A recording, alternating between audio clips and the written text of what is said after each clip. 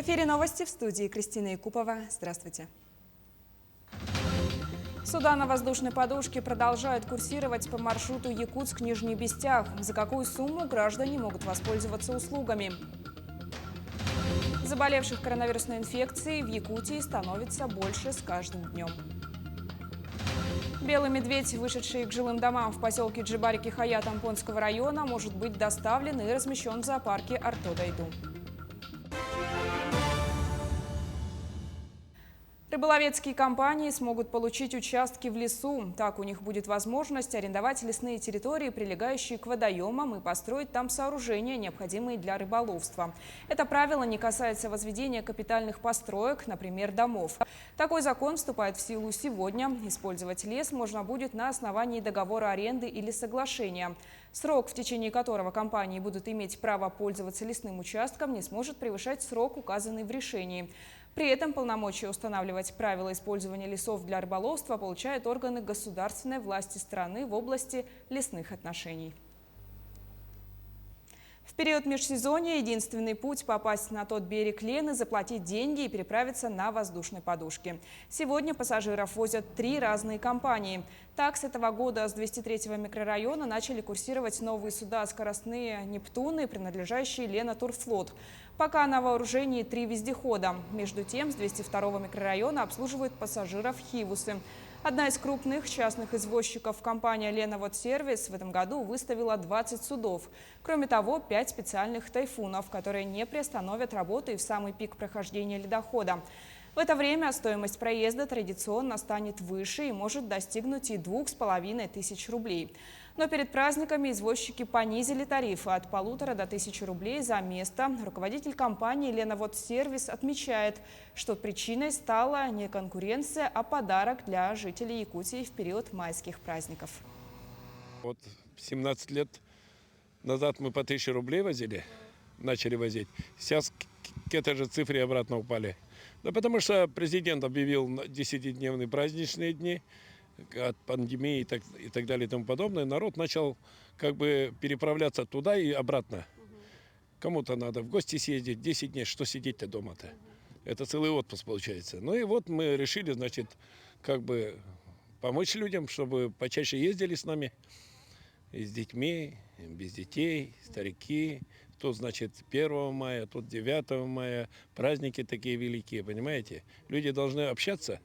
Они не имеют права сидеть на правом, на левом берегу, а с друг другом пообщаться, выпить чашечку кофе и так далее и тому подобное.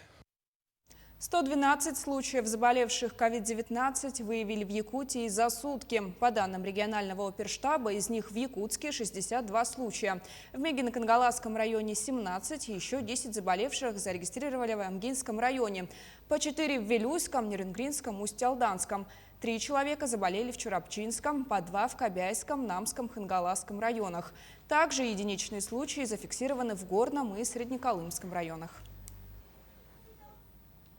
В республике продолжаются контрольные мероприятия по соблюдению санитарно-гигиенических правил. Так, в период с 26 апреля по 9 мая административная комиссия и оперштаб провели 1276 рейдов на объектах торговли, общепита и развлекательных центров. В Якутске комиссия провела порядка 1000 выездных проверок, по итогам которых составлено 14 протоколов об административном правонарушении. Из них 722 объектах торговли, 207 объектов общепита, 15 объектов бытовых услуг, 43 развлекательных центров и 3 фитнес-центров. Составлено всего 31 акт комиссионного осмотра, 14 протоколов об административном правонарушении. Одно дело направлено в суд. 26 апреля по 9 мая текущего года проведено по всей республике 1276 выездных рейдов. Выдано 1 предостережение, 7 предписаний. Составлено всего 39 актов комиссионного осмотра, 15 протоколов об административном правонарушении, проведено 1094 профилактические беседы.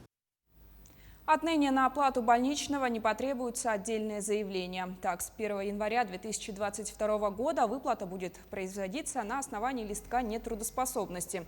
Такой закон приняла Госдума и одобрил Совет Федерации. Кроме того, закон перекладывает ответственность за выплаты по больничным и в связи с беременностью и с родами с работодателей на ФСС. Между тем, президент страны Владимир Путин в своем послании заявил, что больничный по уходу за ребенком до 7 лет будет составлять 100% средней заработной платы независимо от стажа. Такие поправки внесены в законопроект, рассмотрение которого ожидается в этом месяце. Система будет такова: если человек заболел в 2021 году, средний заработок должен считаться за 2019 и 2020 годы. В случае, если больничный в расчете за полный календарный месяц получается ниже минимального размера оплаты труда, то пособие выплатят, исходя из МРОТ. Жители Якутии могут получить сертификаты электронной подписи в кадастровой палате. Обладатель подписи будет иметь право онлайн зарегистрировать права собственности на объект недвижимости и получить выписку из Единого государственного реестра недвижимости, оформить анкету для получения загранпаспорта, подать налоговую декларацию, получить ИНН, узнать о штрафах, поставить автомобиль на учет ГИБДД, подать заявление для поступления в ВУЗ. Для юридических лиц электронная подпись гарантирует целый спектр положительных моментов. От подачи заявления для открытия юридического лица или ИП до участия в электронных торгах и ведения документооборота в организации.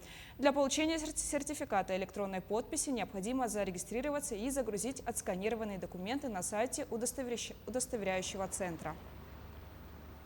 Россиянам будут назначать льготы и социальную помощь автоматически. Соответствующий закон вступил в силу сегодня.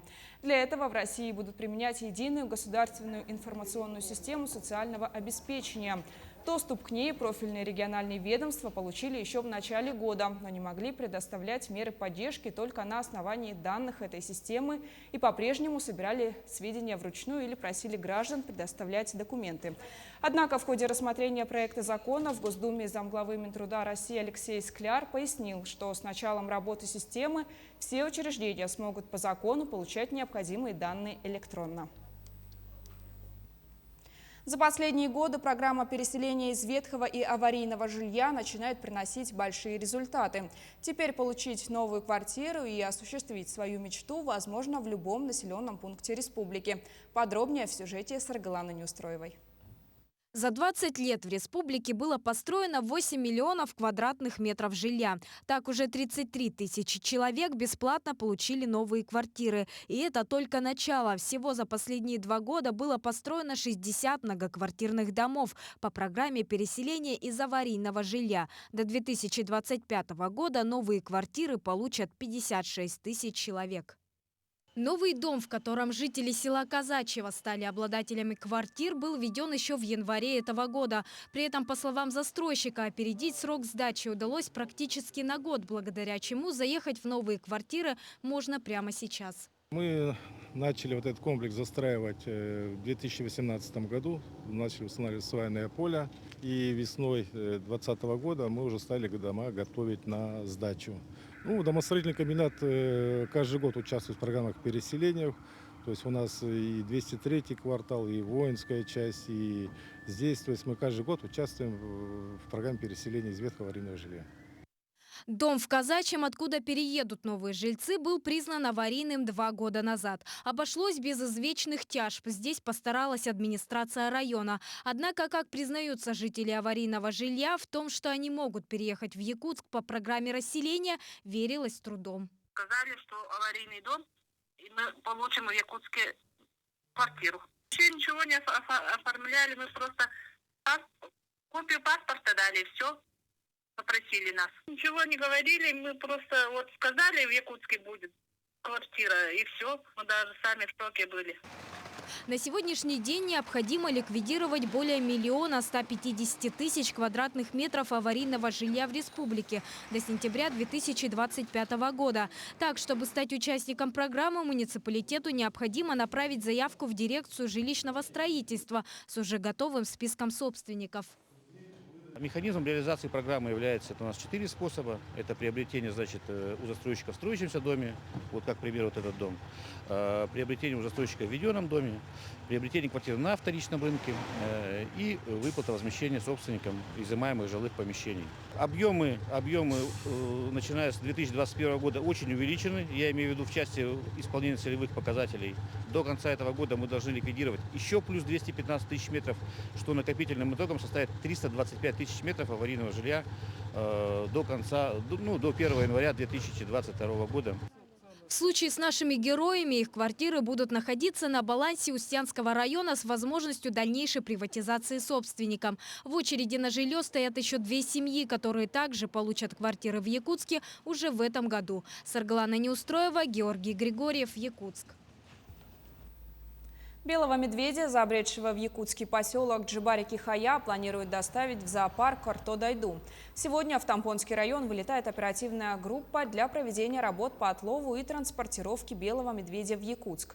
Окончательное решение, куда определят животное, будет принято на заседании республиканского КЧС под председательством первого вице-премьера Якутии Дмитрия Садовникова. На этом выпуск подошел к концу. Мы продолжаем следить за развитием событий. Оставайтесь с нами, не переключайтесь.